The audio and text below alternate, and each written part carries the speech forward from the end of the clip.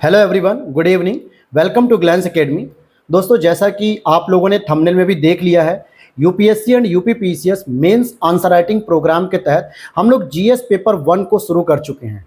Already आप लोगों को पता है कि हमारे प्लेटफॉर्म के द्वारा प्रीलिम्स के लिए परिणाम नोट्स की पीडीएफ और क्लासेस प्रोवाइड की जाती हैं।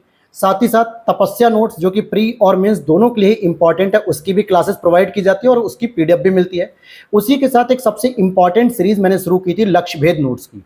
ये डायरेक्टली आपके मेंस आंसर राइटिंग को लेकर संबंधित है और जिसकी क्लासेस अब हमारी जीएस पेपर 1 की आज हमारी सेकंड है, जिसमें जीएस पेपर 1 के भी नोट्स मिलेंगे, जीएस पेपर 2 के भी मिलेंगे, 3 के भी मिलेंगे, 4 के भी मिलेंगे। हालांकि अभी यूपी स्पेशल पेपर 5 और पेपर 6 की तैयारी में चला रहा हूं, यानी कि कर रहा हूं, उसके नोट्स तैयार कर रहा हूं, जल्दी ही उसकी भी अपडेट आ जाएगी। तो इसी कड़ी में आप लोगों की भी रिक्वेस्ट थी कि सर इन नोट्स का अगर हम क्लास यूट्यूब पर मिल जाता है तो और बेहतर तरीके से समझ में आएगा। तो आज हम उसी में सेकंड क्लास को कंप्लीट करेंगे और यहां पर आप डिस्प्ले पर देख पाएंगे हमारे यूट्यूब चैनल का प्लेटफॉर्म का नेम है और वर्ल्ड एंड इंडियन ज्योग्राफी की टॉपिक को डिस्कस कर रहे थे। कल हम लोगों ने सिलेबस के अकॉर्डिंग सारी चीज़ों को समझा कि क्या क्या इन नोट्स में हमने इंक्लूड किया है और हमारा यूपीएससी और यूपीपीसीएस का सिलेबस क्या है। प्रीवियस ईयर पेपर को भी देखा था जो स्पेशली यूपीपीसीएस मेंस के थे 2018 से लेकर 2023 तक के, किस तरीके के प्रश्न पूछे जाते हैं आपसे ज्योग्राफी में। तो यहाँ पर हमने ज्योग्राफी से शुरू किया है। आप यहाँ पे देख सकते हो UPSC, UPPCS, other state PCS के डायरेक्टली मुख्य परीक्षा के हैंड रिटन नोट्स मैं आपको प्रोवाइड करा रहा हूँ। ये हमारा टेलीग्राम चैनल है, आप इसे ज्वाइन कर लेना, वहां पर भी बहुत सारी अपडेट आपको मिलती रहती हैं। और यहां पर हमारे इंडेक्स थी, ये सारे नोट्स थे। चलिए, लास्ट क्लास में हम लोगों ने दोस्तों जियोमॉर्फोलॉजी को शुरू किया था और इसके अंतर्गत पहले टॉपिक को बेसिक जानकारी के तौर पे समझ लिया था। लेकिन यहाँ पर हमारा जो मेन उद्देश्य है वो टॉपिक को समझना नहीं है दोस्तों। टॉपिक से ज़्यादा इंपॉर्टेंट है कि आपने जो भी स्टैंडर्ड बुक्स पढ़ी हैं, चाहे एनसीईआरटी पढ़ी हो ज्योग्राफी के लिए, या फिर खुल्लर साहब की बुक पढ़ी हो, या माजिद हुसैन पढ़ी हो, या महेश बणवाल पढ़ी हो, या परीक्षा पढ़ी, या कोई सी भी बुक पढ़ी हो, या किसी कोचिंग के भी नोट्स अगर क्यों ना पढ़े हो।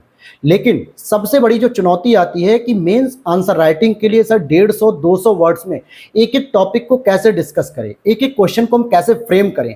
तो यहां पर हम लोग टॉपिक के साथ साथ फ्रेमिंग को भी सीख रहे हैं जिससे आप मेंस की आंसर राइटिंग करने के लिए प्रैक्टिस कर सको और उसमें क्या क्या बिंदुओं को हमें शामिल करना होता है, कैसे इंट्रो देना होता है, कैसे कंक्लूजन लिखना होता है, ये सारी चीजें भी आप इस क्लासेस में सीख पाएंगे। तो चलिए शुरू करते हैं आज की क्लास को। चैनल पे पहली बार हो तो सब्सक्राइब कर लेना दोस्तों, और वीडियो अच्छी लगेगी तो लाइक कर देना। और इस तरीके के handwritten notes mains answer writing के लिए पूरे यूट्यूब पर आप ढूंढ लेना, कहीं नहीं मिलेंगे। ऐसा क्यों कह रहा हूं? क्योंकि जितने भी यूट्यूब प्लेटफॉर्म पे जितने भी कोचिंग इंस्टीट्यूट हैं या जो भी हैं, वो आपको प्रिंटेड नोट्स तो पूरे डिटेल में दे देते हैं, चाहे वो पेड कोर्स हो चाहे वो फ्री कोर्स हो। लेकिन उन प्रिंटेड नोट्स में भी एक एक टॉपिक के लिए 10-10, 12-12 पेज पढ़ने पड़ते हैं। आपको बेसिक समझ हो जाती है, लेकिन जो फ्रेमिंग होती है, जो क्रम के अनुसार लिखना होता है, वो चीज़ें आपको नहीं सीखने को मिलती है, ना ही उसके नोट्स मिल पाते हैं। और अगर आप इन नोट्स को भी परचेस करना चाहते हो, हालांकि ये पेड होते हैं, आपके हैंड रिटन नोट्स जो हमारी टीम के द्वारा तैयार किए गए हैं, ये आपको वीडियो के नीचे दिए गए व्हाट्सएप नंबर पे मिल जाएगा। चलिए, आज हम लोग पढ़ेंगे जियोमॉर्फोलॉजी में हमारा तीसरा टॉपिक है महाद्वीप और महासागरों का वितरण। कई बार आप यूपीएससी के प्रश्न को देखेंगे जब पीवाईक्यूज एनालिसिस करेंगे 2015-16 के आसपास, या फिर यूपीपीसीएस या अदर स्टेट में भी देखेंगे, एक बहुत ही जो प्रसिद्ध प्रश्न कह सकते हो, बहुत ही कॉमन यूज हो चुका है कि पृथ्वी की संरचना के बारे में जो वेगनर महोदय के द्वारा जो महाद्वीपों के विस्थापन का सिद्धांत दिया गया, उसके बारे में आपसे पूछा जाता है।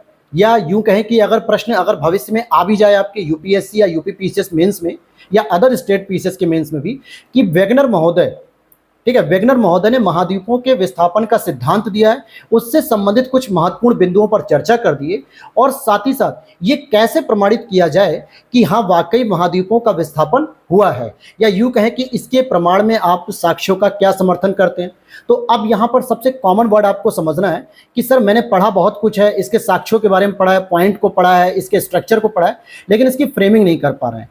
तो सबसे पहले आपको इंट्रो शुरू करना पड़ेगा। समझिए मेरी बात को, ज्योग्राफी में आपका इंट्रो केवल सामान्य होता है, या यूं कहें कि जो आपको दिखता है आपको वही बताना होता है। फैक्ट के साथ आप इसके इंट्रो को शुरू कर सकते हो। जैसे यहाँ पे आप इंट्रो लिखोगे कि इस सिद्धांत का प्रतिपादन एल्फ्रेड वेगनर ने 1912 में महाद्वीपीय विस्थापन सिद्धांत के नाम से प्रस्तुत किया, और जिसके अंतर्गत उन्होंने वर्तमान विश्व की व्याख्या क्या किया है, वर्तमान विश्व की व्याख्या की है। तो ये इंट्रो हो गया आपका। यहाँ पे दो फैक्ट हो गए, एक तो सिद्धांत का नाम, एक कौन से वर्ष में दिया और किसने दिया, और साथ ही साथ आपने वर्तमान विश्व की व्याख्या भी इसमें कर दी इस सिद्धांत के द्वारा।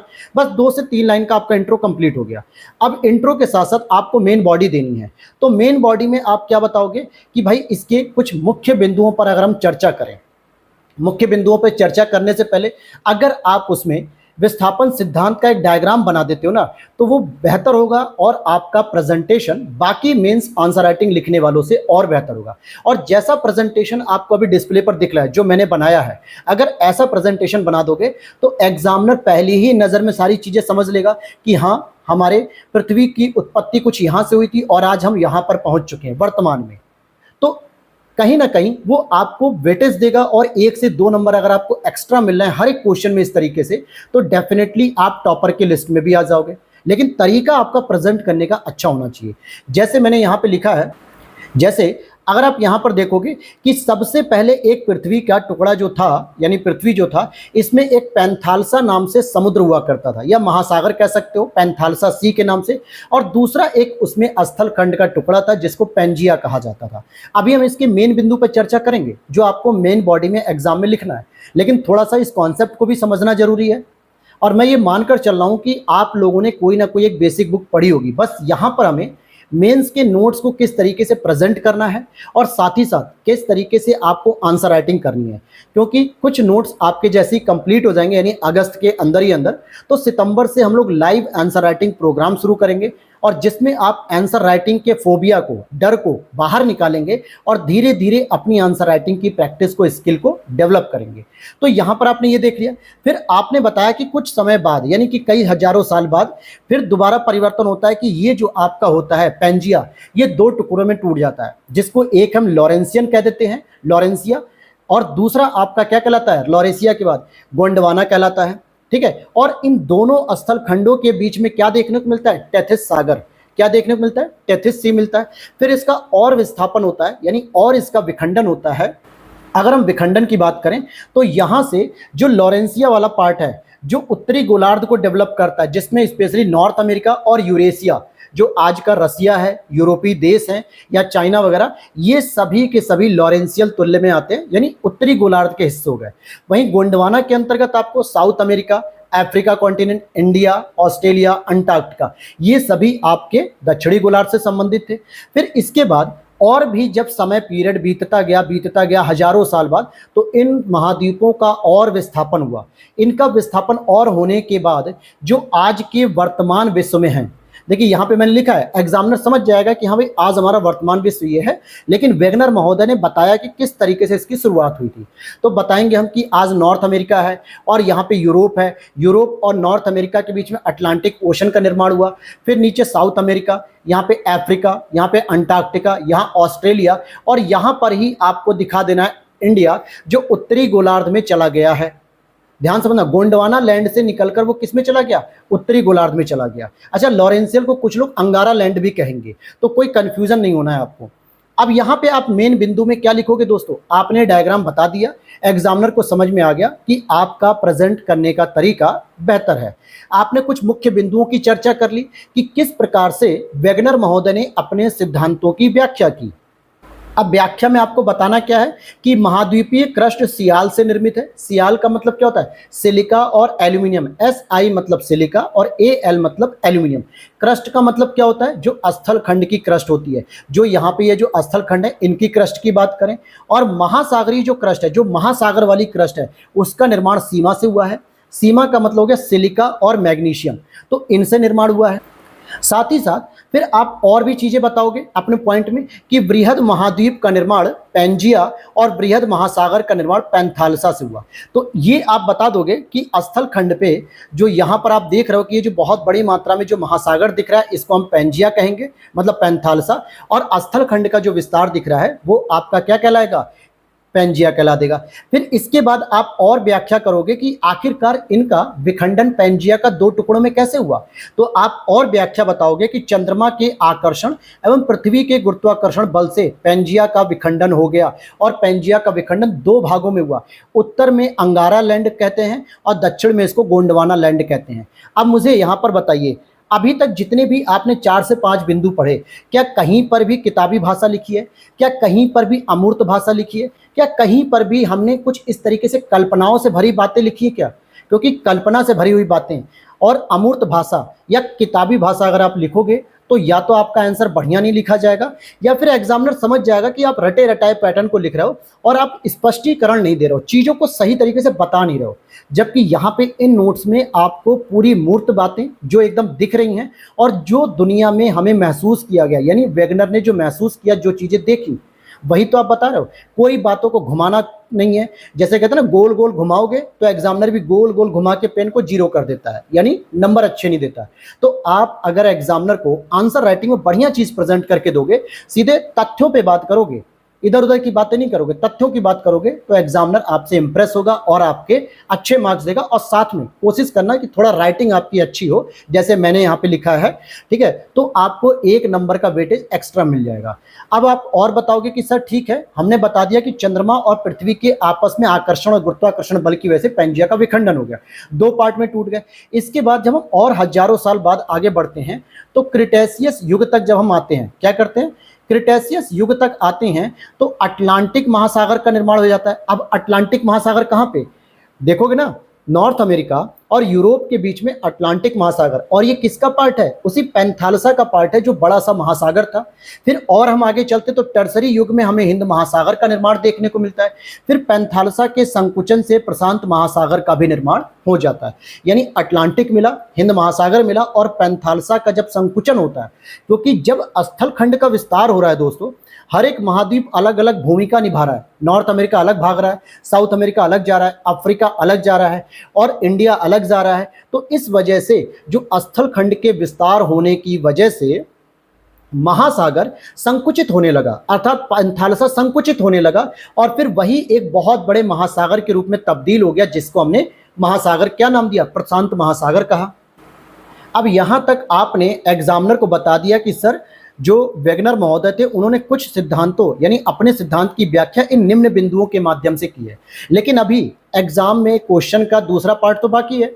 मैंने पूछा ना कि भाई महाद्वीपीय सिद्धांत जो वैगनर ने दिया है उनके कुछ महत्वपूर्ण बिंदुओं पर चर्चा कीजिए और इसके प्रमाण में दिए गए साक्ष्यों पर भी चर्चा करो। तो पहला पार्ट हमारा कंप्लीट हो गया, पहला पार्ट हमारा मेन बॉडी का कंप्लीट हो गया। लेकिन अभी मेन बॉडी में एक दूसरा पार्ट है कि समर्थन में साक्ष्य भी तो दो, पता तो चले कि वैगनर महोदय ने जो अध्ययन किया वो वास्तविक भी है या कल्पनाओं पर आधारित है।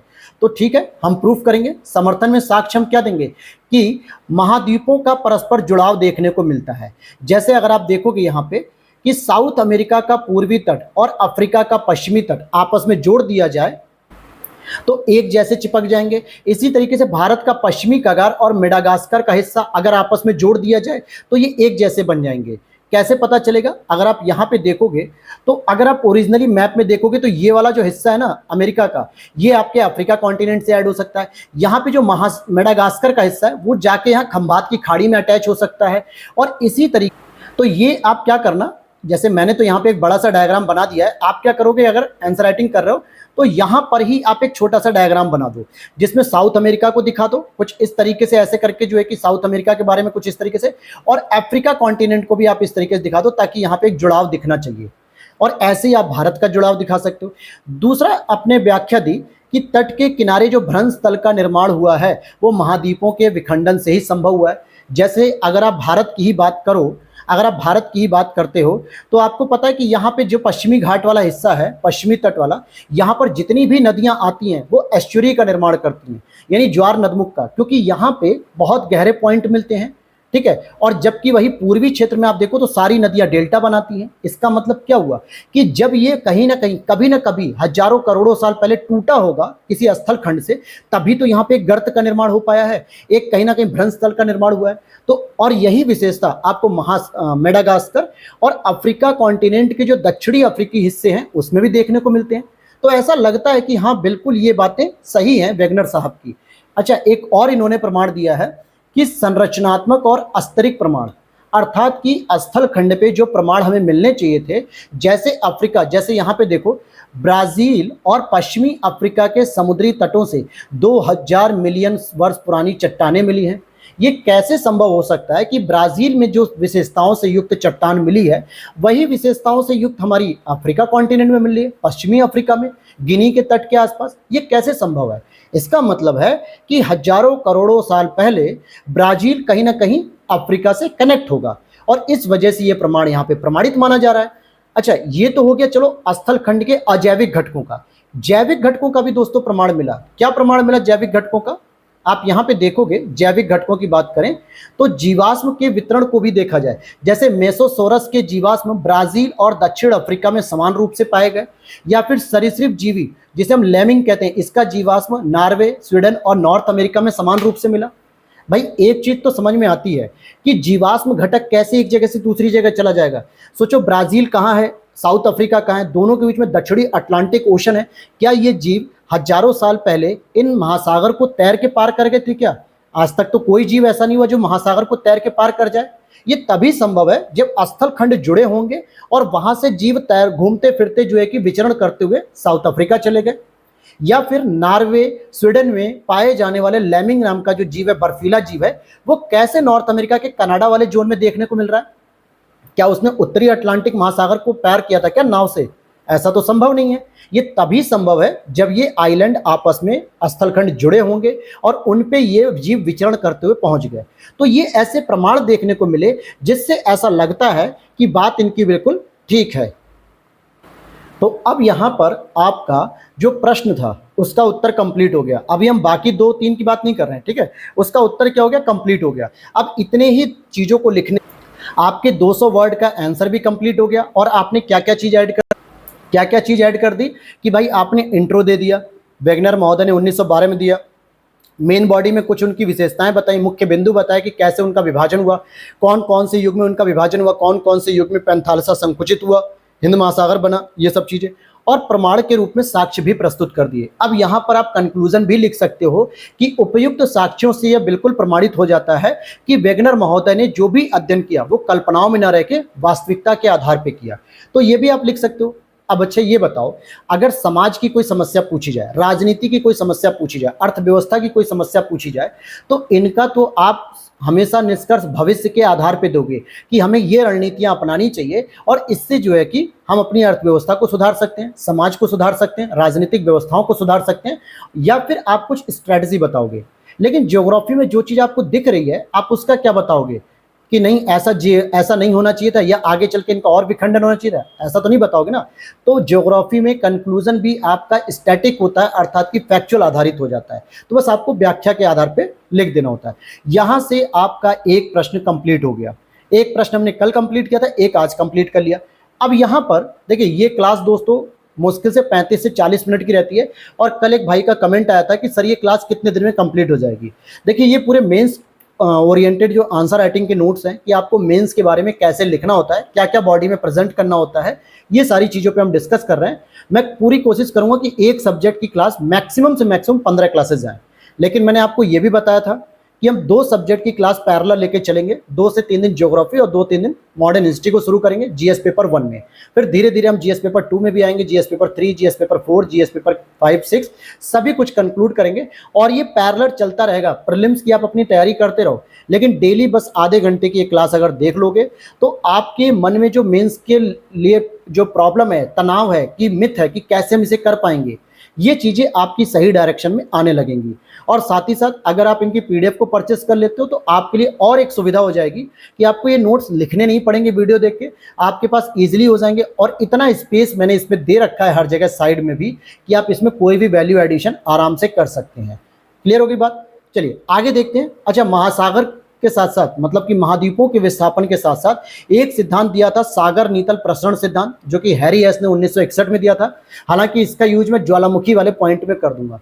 और तीसरा एक था प्लेट विवर्तनिकी सिद्धांत, क्योंकि जियोमॉर्फोलॉजी में आपको अपनी पृथ्वी की आंतरिक संरचना के बारे में अध्ययन करना है, जिसमें एक तो हमने पढ़ लिया वेगनर महोदय का सिद्धांत, हैरी हेस का हम आगे डिस्कस कर लेंगे। और एक और सिद्धांत होता है जिसे हम कहते हैं प्लेट विवर्तनिकी सिद्धांत या प्लेट टेक्टोनिक थ्योरी। और इसको किसके द्वारा दिया गया? 1967 में मैकेंजी, पार्कर, मॉर्गन के द्वारा इस सिद्धांत को दिया गया था। अब यहाँ पर इसी से संबंधित हम एक प्रश्न पे डिस्कस करेंगे। तो यहाँ पर आपसे कई बार पूछा जाता है कि पृथ्वी की आंतरिक संरचना की जानकारी के संबंध में प्लेट विवर्तनिकी सिद्धांत की व्याख्या कीजिए। सिंपल सा एक प्रश्न आ जाता है, या यूं कहें कि प्लेट विवर्तनिकी सिद्धांत से आप क्या समझते हो और इसमें कितने प्रकार की प्लेटों के संचलन होते हैं। भाई 3 प्रकार के होते हैं, अपसारी प्लेट संचलन, अभिसारी प्लेट संचलन और साथ ही साथ समानांतर प्लेट संचलन। या एक और प्रश्न ऐसे बन सकता है कि हिमालय एक वलित पर्वत का उदाहरण है और इस पर्वत के निर्माण में प्लेट टेक्टोनिक थ्योरी का क्या योगदान है, उसकी विस्तृत व्याख्या कीजिए। अल्टीमेटली आपके प्रश्न का फोकस किस पे जा रहा है? प्लेट टेक्टोनिक थ्योरी पर जा रहा है। ठीक है, तो सबसे पहले आपको यहाँ पे कुछ मुख्य बिंदुओं की चर्चा कर लेनी चाहिए या फिर इनको पता कर लेना चाहिए। जैसे कभी कभी यहाँ से भी एक आध प्रश्न प्रीलिम्स में भी आ जाता है। अगर आप देखोगे पृथ्वी का स्थल मंडल कई बड़ी और छोटी प्लेटों में विभाजित है। जैसे कि अगर हम बात करें तो लगभग 7 प्लेटें ऐसी हैं जो अमेरिकन साइंस के द्वारा भी वैलिड मानी गई, या यूँ कहें कि पूरी दुनिया में इन 7 प्लेटों को सबसे ज़्यादा प्रमुखता दी जाती है, जिनको हम लोग प्रमुख प्लेट के नाम से जानते हैं। जैसे यहाँ पे उत्तरी अमेरिकी प्लेट हो गई, दक्षिणी अमेरिकी प्लेट हो गई, अफ्रीकी प्लेट हो गई, यूरेशियाई प्लेट हो गई, Indo Australian plate, Antarctica plate और प्रशांत महासागरीय प्लेट। तो ये 7 प्रकार की प्लेटें हैं और जिनमें दोस्तों महासागरीय प्लेट ऐसी है, जो प्रशांत महासागरीय प्लेट, जो पूरी तरीके से महासागर की क्रस्ट से बनी है। महाद्वीप के क्रस्ट का इसमें कोई भी योगदान नहीं है। जबकि आप उत्तरी अमेरिका को देखो, दक्षिणी अमेरिका को, अफ्रीका को, यूरेशिया को, अंटार्कटिका को, इंडो ऑस्ट्रेलियन को, ये सभी 6 प्लेटों को बनाने में महाद्वीप और महासागर इन दोनों के क्रस्ट का प्रयोग किया गया, या यूँ कहें कि इन दोनों के क्रस्ट उसमें मिलते हैं। परंतु महासागर की जो प्लेट है, प्रशांत महासागरीय प्लेट, पहली चीज कि ये पूरी 7 प्लेट में सबसे बड़ी प्लेट है और दूसरी ये पूरी तरीके से महासागरीय प्लेट के द्वारा निर्मित है। इसमें महाद्वीप का कोई योगदान नहीं है। लेकिन और भी कई सारी छोटी छोटी प्लेटें होती हैं। जैसे ये भी कई बार प्रीलिम्स में पूछा जाता है कि कोकस प्लेट कहाँ मिलेगी? मध्य अमेरिका और प्रशांत प्लेट के बीच में मिलेगी। नजका प्लेट ये दक्षिण अमेरिका और प्रशांत प्लेट के बीच में मिलेगी। अरब प्लेट ये आपको अधिकतर सऊदी अरब के भूभाग में मिलेगी। साथ ही साथ फ्यूजी प्लेट ये आपको ऑस्ट्रेलिया के उत्तर पूर्व में मिल जाएगी। अब यहाँ पर दोस्तों आपसे पूछा जा रहा है कि प्लेट विवर्तनिकी सिद्धांत। अब प्लेट विवर्तनिकी सिद्धांत के बारे में जब तक आप उनके प्लेटों के संचलन को नहीं बताओगे मेन बॉडी में, इट मीन्स कि आपका आंसर अधूरा हो गया। हालांकि यहाँ पर जो मैं आपको डिस्कस करूंगा तो ये आज भी और कल भी थोड़ा सा डिस्कस करूंगा, तब जाके कंप्लीट होगा। क्योंकि यहाँ पे आपको 3 प्रकार के प्लेटों के संचलन देखने को मिलते हैं। कितने प्रकार के देखने को मिलते हैं आप यहाँ पर देख सकते हो। पहला संचलन जैसे यहाँ लिखा है, अधिकांश भूगर्भीय गतिविधियां जैसे कि भूकंप हो गया, ज्वालामुखी हो गया, पर्वतों का निर्माण, ये सभी प्लेट सीमाओं पर ही होते हैं दोस्तों। जो आपका सिलेबस में लिखा हुआ था ना कि आपको भूकंप पढ़ना है या फिर ज्वालामुखी पढ़ना है, सुनामी पढ़ना है या पर्वत का निर्माण पढ़ना है, पवने पढ़ना है, तो इसमें मैक्सिमम जो गतिविधियां हैं वो कहीं ना कहीं पृथ्वी की आंतरिक संरचनाओं में प्लेटों के संचलन से ही प्रभावित होती हैं। तो यहाँ पर आपको ये तीनों चीजें ही डिस्कस करनी पड़ेंगी। अब जैसे इसमें लिखा हुआ है कि प्लेटों का संचलन 3 तरीके से होता है, तो आपने बता दिया भाई अपसारी संचलन, अभिसारी संचलन और समानांतर संचलन। इट मीन्स कि कन्वर्जेंट, डाइवर्जेंट और पैरेलल, ये तीनों का डायग्राम भी आपको बना देना। ज्यादा नहीं बनाना है, कोई पर्वत प्लेट वगैरह मत बनाओ, बस सिंपल ऐसे ही दिखा दो। यहाँ पे लिखो अपसारी संचलन यानी डाइवर्जेंट, किस तरीके से दोनों प्लेटें अपोजिट डायरेक्शन में जाती हैं जो कि स्ट्रेस पैदा करती है, तनाव बढ़ाती हैं। और अभिसारी संचलन कैसे कन्वर्जेंट फॉर्म में आपस में आके टकराती हैं संपीड़न बल के तौर पर। और एक आपका आता है समानांतर संचलन, जिसमें क्या होता है कि डायरेक्शन आपकी अपोजिट भी हो सकती है और आमने सामने भी हो सकती है। इसका संचलन का यहाँ पे होता ना, ठीक है, इसको यहाँ दिखाना था, ठीक। तो इस तरीके से आपकी डायरेक्शन आपकी सेम भी हो सकती है और अपोजिट भी हो सकती है। तो यहाँ पर आपने ये चीज़ों को डिस्कशन मतलब कि डायग्राम के तौर पे दिखा दिया। हालांकि जिन लोगों ने मेरी तपस्या बैच की जो तपस्या नोट्स की क्लासेस को किया होगा वर्ल्ड ज्योग्राफी को, वहाँ पर ये चीज़ें मैंने बहुत डिटेल से, बहुत ही ज़्यादा डिस्क्राइब किया है, बहुत आसानी से, बहुत अच्छी लैंग्वेज में डिस्क्राइब किया है। उसके 1-2 पेजेस मैंने यहाँ पर इंक्लूड किए हैं क्योंकि वो ज़्यादा बेहतर तरीके से आपको समझाने में मदद करेगा। अगर आप लोगों ने वो क्लास नहीं देखी है तो तपस्या नोट्स की क्लास जरूर देखना दोस्तों। एंशिएंट हिस्ट्री कंप्लीट है, वर्ल्ड ज्योग्राफी चल रही है और इकोनॉमी भी चल रही है, जिसमें 2-4 क्लासेस ही हो पाई हैं, ज़्यादा नहीं हो पाई, लेकिन कोशिश कर रहा हूँ कि आज शाम से उसकी क्लास को भी कंटिन्यू कर दूं। क्योंकि वहां पर आपको क्या है, हर एक बुक के जो स्टैंडर्ड बुक्स की जो समरी होती है, क्रिप्स नोट होते हैं, वो आपको पूरे कॉन्सेप्ट के साथ में वहां पे समझाता हूं। प्रीलिम्स के फैक्ट भी उसमें होते हैं। इससे बेनिफिट होता है कि आप ये जो क्लास देख रहे हो ना मेंस की, इसके लिए आप मेंटली पहले से प्रिपेयर्ड हो चुके होते हो कि हाँ इस तरीके के कॉन्सेप्ट को मुझे कैसे यूज करना है। अब यहाँ पे बहुत डिटेल में नहीं समझा रहा हूँ, लेकिन पॉइंट टू पॉइंट आपको चीज़ें बता रहा हूँ, और आप भी कोशिश करना कि अपनी आंसर राइटिंग में बिल्कुल पॉइंट टू पॉइंट लिखना, टू द पॉइंट। चाहे आप पॉलिटी लिखो, ज्योग्राफी लिखो, एनवायरमेंट लिखो, साइंस लिखो, एथिक्स लिखो, कुछ भी लिखो, टू द पॉइंट अगर रहोगे अपने आंसर राइटिंग में तो एग्जामिनर भी आपको बेहतर मार्क्स देगा, बेहतर रिमार्क देगा। अब यहाँ पर अगर हम एक एक संचलन की बात कर लेते हैं, अब अगर पूरी पृथ्वी की आंतरिक परतों में आपको ये संरचना मिलेगी, अगर यहाँ पे अपोजिट डायरेक्शन जा रही है तो अपसारी किनारा हो गया, अगर यहाँ पर ही अगर आपस में टकरा रही है तो इसे अभिसारी किनारा कह सकते हो, या फिर यहाँ पर अगर आप देखोगे एक प्लेट ऊपर है एक प्लेट नीचे है तो यहाँ पर फ्रिक्शन तो हो रहा है, भूकंप तो आएगा लेकिन ज्वालामुखी नहीं होगी। ये प्रक्रिया भी अभी आप समझ लोगे तो इसी को हम समानांतर किनारा कह देते हैं। यहाँ तक बातें समझ में आ गई। अब इसके आगे अगर हम देखते हैं एक एक संचलन को हम लोग समझेंगे। सबसे पहले आज हम लोग डाइवर्जेंट को समझेंगे और पॉसिबल हुआ तो हम लोग कन्वर्जेंट को भी समझ लेंगे। ऐसा इसलिए क्योंकि ज्योग्राफी में जो चीज़ आप देख रहे होते हो उनकी पूरी प्रक्रिया अगर आपको पता है तो बस पॉइंट टू पॉइंट आप करके उसी को लिख दो। सबसे पहले इसमें अगर आप देखोगे कि अपसारी प्लेट संचलन, भाई डाइवर्जेंट का मतलब क्या होता है कि दोनों प्लेटें अलग अलग डायरेक्शन में जा रही हों। प्लेटें मतलब पृथ्वी की जो आंतरिक संरचना है, पृथ्वी के नीचे बहुत बड़ी बड़ी प्लेटें हैं जो हजारों किलोमीटर बड़ी बड़ी होती हैं, तो इनकी डायरेक्शन अलग अलग है। तो अर्थात महासागर के नीतल पे, नीतल किसे कहते हैं दोस्तों? नीतल का मतलब होता है जैसे अगर आप ये स्थल खंड है, ठीक है, ये स्थल खंड है, यहां से जब समुद्र के अंदर घुसते हो, किनारे समुद्र से प्रवेश करते हो, तो जब आप समुद्र के एकदम अंदर के नीचे वाले स्थल खंड पे जाओगे, इसी को महासागर का नीतल कहते हैं।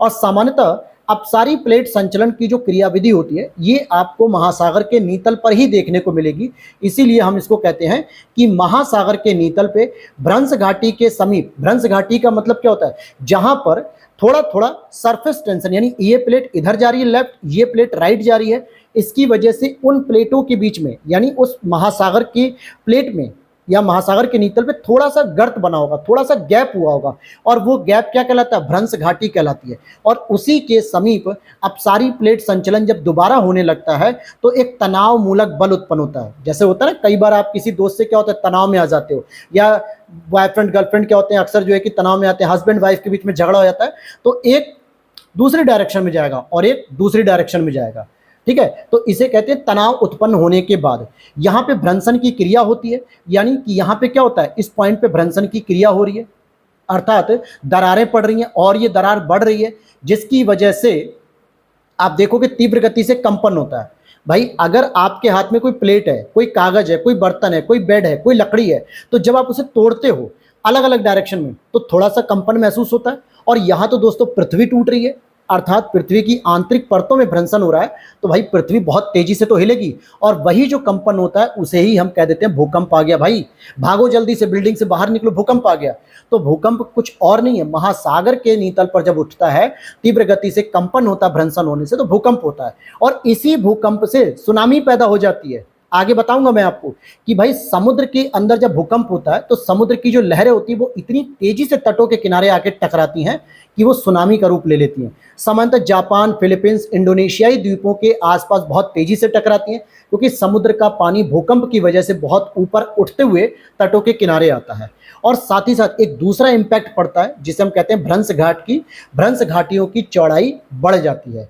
और जैसे ये चौड़ाई बढ़ती है यहाँ पर, हालांकि यहाँ पर मैं बहुत डिटेल से नहीं बताऊंगा इस पॉइंट को, क्योंकि इसको मैंने ऑलरेडी तपस्या नोट्स की ज्योग्राफी क्लास में लेक्चर नंबर 2 या 3 में या 4 में बहुत डिटेल से वहाँ पे मैंने बताया है, ताकि आप वहाँ से जाके भी समझ सकते हो। यहाँ तो बस मैं आपको पॉइंट बता रहा हूँ कि कैसे आपको अपसारी संचलन के लिए डायग्राम बनाना है, उनमें कौन कौन सी बातों को पॉइंट टू पॉइंट करके लिख देना है, ताकि एग्जामिनर को समझ में आ जाए कि भाई आप जो कहना चाह रहे हो वो मेरे पास मैसेज आ चुका आपका, मैं आपकी बात से सहमत हो गया और आपकी बात समझ गया।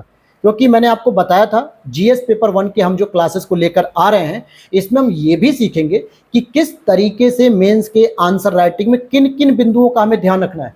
हमें कहानी नहीं लिखनी है, आपने किसी किताब में पढ़ लिया बहुत लंबी चौड़ी कहानी अपसारी प्लेट की, लिखना कितना है, केवल 4 से 5 लाइन, उतने में ही आपके पास समय भी है, उतना ही आपके पास स्पेस भी है, और एग्जामिनर के पास भी टाइम नहीं है कि आपकी किताब को बहुत अच्छे से पढ़ेगा, उसके पास 100 कॉपियों से भी ज़्यादा होती है कॉपी चेक करने के लिए।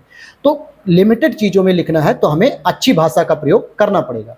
तो यहाँ पर आप देखोगे कि भ्रंश घाटी की जब चौड़ाई बढ़ जाती है दोस्तों, तो प्रेशर क्या होता है, रिलीज हो जाता है। यानी जब कोई चीज़ इस तरीके से जुड़ी हुई है, और जब ये टूटती है तो नीचे की परतों में क्या होता है, प्रेशर कम हो जाता है, दबाव कम हो जाता है। यानी ये एक स्थल खंड जो है नीतल, ये नीचे की ओर दबाव डाल रहा था, लेकिन जैसे ये टूटा तो ये दबाव कम हो गया और दुर्बल मंडल में मैग्मा की उत्पत्ति होने लगी, क्योंकि पृथ्वी की आंतरिक परतों में रेडियो एक्टिव तत्वों के विघटन होने की वजह से आंतरिक परतों में पहले से ही गर्म वस्तु जलती रहती है, यानी कि गर्म होती रहती है, क्योंकि टेम्परेचर भी बढ़ने लगता है उसी दौरान। और टेम्परेचर बढ़ने से भ्रंश घाटी से महासागर के नीतल पर आने वाली ज्वालामुखी प्रक्रिया होती है और नए क्रस्ट के रूप में महासागरीय कटक का निर्माण हो जाता है। और इसीलिए अपसारी प्लेट सीमांत को रचनात्मक सीमांत भी कहते हैं, यानी ये नई नई रचनाओं का निर्माण करती है, जिसको मध्य अटलांटिक कटक देखोगे, प्रशांत महासागर कटक देखोगे, हिंद महासागर के कटक देखोगे, इन सभी जगहों पे भूकंप और ज्वालामुखी की प्रक्रिया होती है। अब जैसे मान लो महासागरीय प्लेट के नीचे दुर्बल मंडल है, ठीक है, इसमें लिक्विड भी है थोड़ा बहुत, और ये यहीं से ज्वालामुखी की प्रक्रिया उत्पन्न होने लगती है ऊपर की ओर, और ऊपर की ओर आने पे महासागर के नीतल पे ये क्या बनाती है, ज्वालामुखी की प्रक्रिया होती है और महासागरीय कटक बनाती है। असल में इसी को हम लोग महासागर के अंदर का पर्वत कह देते हैं। और जब यही कटक बहुत ऊंचाई तक आ जाते हैं, यानी समुद्र के बाहर निकल आते हैं, तो उन्हें हम आइलैंड कह देते हैं, जो चारों तरफ समुद्र से घिरे हुए, जैसे जापान, फिलीपींस, इंडोनेशिया, ये इसके उदाहरण है। भाई आप देखो ना, प्रशांत महासागरीय जोन में जो हमारे भारत के पूर्वी क्षेत्र में है, दक्षिण चाइना सी में है, साउथ चाइना सी में, जापान कैसे बना है, ज्वालामुखी प्रक्रिया से बना है। फिलीपींस कैसे बना, इंडोनेशिया कैसे बना, आपने बहुत जगह फैक्चुअल इंफॉर्मेशन के तौर पे पढ़ लिया कि सर ये बना कैसे है, लेकिन आज इसकी प्रक्रिया भी आपने देख ली कि भाई समुद्र के अंदर महासागर के नीतल पे एक भ्रंशन की क्रिया हुई, भूकंप की गतिविधि हुई, सुनामी उठ गई, सीधे सीधे फिर वहां से ज्वालामुखी की क्रिया हुई, और ज्वालामुखी अगर वो छोटा रह गया, यानी महासागर के अंदर ही अगर वो एक बना रह गया, एक पर्वत की तरह, जिसे हम लोग कहते हैं महासागरीय पर्वत, ऐसे करके कटक बन जाते हैं, तो हमने कटक का नाम दिया। और अगर यही महासागर से बाहर निकल आते हैं, हमें बाहर देखने को मिलते हैं, समुद्र के ऊपर आ जाते हैं, तो हम क्या कहते हैं, सामान्यतः इसे आइलैंड कह देते हैं, जिसमें जापान, फिलीपींस, इंडोनेशिया का निर्माण हुआ है। तो इस प्रकार से आप कंक्लूजन के तौर पे लिख सकते हो कि अपसारी प्लेट संचलन एक रचनात्मक प्लेट संचलन है, जिसके द्वारा पृथ्वी में नए नए क्रस्टों का निर्माण होता है। उन नए क्रस्ट के तौर पे आप एग्जांपल लिख दो, मध्य अटलांटिक कटक, हिंद महासागर के कटक, पश्चिमी मतलब प्रशांत महासागर के कटक। तो इन कटकों के द्वारा कहीं ना कहीं नए स्थल खंडों का निर्माण होता है। ये तो आपने एक प्लेट विवर्तनिकी सिद्धांत बताया केवल अपसारी का, लेकिन अभी तो आपको अभिसारी पढ़नी है, जिसको हम लोग क्या कहते हैं, कन्वर्जेंट, आपस में टकराना, और एक पैरेलल यानी समानांतर होता है। तो यहां पर अगर आप देखोगे, इसके नीचे अगर हम चलते हैं, तो इस तरीके से अब आपका आता है अभिसारी प्लेट संचलन। अभिसारी प्लेट संचलन इज अ मोस्ट इंपॉर्टेंट दोस्तों, क्योंकि जितने भी आप पर्वत को देखते हो, चाहे आप हिमालय को देखो, आल्प्स पर्वत को देखो, रॉकी पर्वत को देखो, एंडीज पर्वत को देखो, एटलस पर्वत को देखो, ये सभी पर्वत प्लेटों के टकराने से पर्वतों का निर्माण हुआ है। यानी कि फोल्डेड माउंटेन जिसे हम कहते हैं, ऐसे टकराते हैं तो एक प्लेट नीचे जाती है और एक प्लेट ऊपर की ओर आती है, जिसको हम लोग श्रृंग गर्त के रूप में कहते हैं। और इसी से आपके हिमालय का निर्माण हुआ, एंडीज का निर्माण हुआ, रॉकीज का निर्माण हुआ, और यही वजह है कि आज भी इन पर्वतों के निर्माण की प्रक्रिया लगातार गतिशील हो रही है। तो इसमें अभिसारी प्लेट संचलन बहुत ही इंपॉर्टेंट है। लेकिन अब यहां पर बात आपको समझनी है कि कहां कहां पर ऐसी दो प्लेटें हैं जो आपस में टकरा सकती हैं। अगर आप एग्जांपल में माइंड क्रिएट करो कि आप अगर अमेरिका के महाद्वीप में हो, नॉर्थ अमेरिका में, तो उधर क्या है, प्रशांत महासागर दिखता है पश्चिम में, तो प्रशांत महासागर की प्लेट और अमेरिकी प्लेट क्या पता आपस में टकरा जाए, तो टकराती हैं। उसी को हम लोग क्या कहते हैं, उसी को हम लोग कहते हैं महासागर और महाद्वीप की प्लेट। क्या कहते हैं, महासागर और महाद्वीप की टक्कर हो गई, यानी एक तरफ नॉर्थ अमेरिका की प्लेट आ रही थी, दूसरी तरफ पैसिफिक ओशन की प्लेट आ रही थी, टकरा गए। या फिर साउथ अमेरिका की प्लेट आ रही थी और पैसिफिक ओशन की प्लेट आ रही थी, टकरा गई आपस में। क्लियर, क्योंकि महासागर की प्लेट तो एकमात्र वही है। दूसरी, महासागर की टक्कर भी हो सकती है। आप देखो, प्रशांत महासागर सबसे बड़ा महासागर है।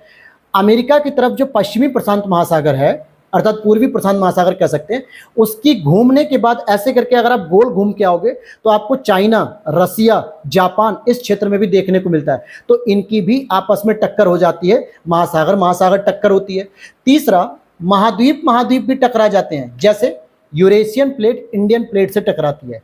भाई भारत की प्लेट जहाँ पे समुद्र नहीं है, स्थल खंड है, जिसमें भारत की प्लेट में आपका भारत हो गया, महाद्वीप के तौर पे पाकिस्तान हो गया, अफगानिस्तान हो गया, भूटान हो गया, ये सारे क्षेत्र आते हैं। और साथ में दूसरी तरफ से आती हुई आपकी यूरोपीय प्लेट होती है, जो यूरोपीय प्लेट में जितने भी यूरोपीय देश हैं, यूराल पर्वत का क्षेत्र है, रशिया का क्षेत्र आ गया, ये सभी आपस में टकरा रहे हैं, लेकिन यहाँ पर कहीं पर भी समुद्र नहीं है, तो महाद्वीप महाद्वीप भी आपस में टकरा जाते हैं। और इन्हीं टकराव की वजह से ही तो आपको हिमालय पर्वत देखने को मिला। महासागर और महाद्वीप टकराने की वजह से नॉर्थ अमेरिका में रॉकी, साउथ अमेरिका में एंडीज देखने को मिला। ठीक है, महासागर महासागर टकराने की वजह से आइलैंड देखने को मिले, जापान, फिलीपींस, इंडोनेशिया। और महाद्वीप महाद्वीप टकराने से आपको ट्रांस हिमालय और हिमालय की उत्पत्ति देखने को मिल जाती है। तो आज हम लोगों ने यहाँ तक चीज़ों को सीख लिया दोस्तों। उम्मीद करता हूँ वीडियो बहुत अच्छी लग रही होगी, तो लाइक कर देना दोस्तों, चैनल पे पहली बार हो तो सब्सक्राइब कर लेना। और अगर आप इसकी पीडीएफ को परचेस करना चाहते हो तो वीडियो के नीचे दिए गए व्हाट्सएप नंबर पे मैसेज कर लेना, मेरी टीम आपसे कांटेक्ट कर लेगी। वहां पर सारे मेंस के नोट्स आपको, प्रीलिम्स के नोट्स, प्रीलिम्स प्लस मेंस के नोट्स, जिसे हम परिणाम नोट्स, तपस्या नोट्स, लक्ष्य भेद नोट्स के नाम से जानते हैं, वो सारी डिटेल वहां पर मिल जाएगी। हालांकि मेंस की जो क्लासेस चल रही हैं ये पूरी तरीके से आपके लक्ष्य भेद नोट्स की हैं, जो केवल आपको एग्जाम में लिखना है जाके। बस इसमें यही जो प्लेट संचलन वाला था, इसी को मैंने तपस्या नोट से 1 से 2 पेज कॉपी कर दिए। बाकी सारी चीज़ें आपको अलग तरीके से पूरी लक्ष्य भेद के आधार पे मिलेगी। तो वीडियो अच्छी लगेगी तो लाइक कर देना, और चैनल पे पहली बार तो क्या करना, सब्सक्राइब कर लेना। और एक इंपॉर्टेंट चीज़, वीडियो के नीचे टेलीग्राम चैनल के लिंक भी दिए गए हैं। दो चैनल है, एक चैनल है और एक डिस्कशन ग्रुप है, दोनों को ज्वाइन कर लेना और हमारी फैमिली का हिस्सा बन सकते हैं। कोई भी क्वेरीज हो वहाँ पे आप मैसेज कर सकते हो, मैं रिप्लाई वहाँ पे कर देता हूँ टाइम मिलते ही, लेकिन रिप्लाई जरूर करता हूँ। तो कल हम लोग पढ़ेंगे अभिसारी प्लेट संचलन, इसके तीनों प्रकार पढ़ेंगे, कैसे पृथ्वी पर निर्माण हुआ, और साथ में क्या पढ़ेंगे, समानांतर प्लेट पढ़ेंगे कि कैसे समानांतर प्लेट से ज्वालामुखी नहीं बन रहा है, पर्वत नहीं बन रहा है, लेकिन भूकंप आ रहा है। फिर उसके बाद हमारा अगला टॉपिक जो होगा वो भूकंप से संबंधित होगा कि कई बार आपके UP PCS, Bihar PCS, UPSC में भूकंप आधारित जो प्रश्न पूछे जाते हैं उनको कैसे हम कवर करेंगे, उनके क्या इम्पैक्ट होते हैं, उनके क्या प्रभाव होते हैं, वो सारी चीजें हम उसमें डिस्कस करेंगे। तो मिलते हैं नेक्स्ट वीडियो में। जय हिंद, जय भारत।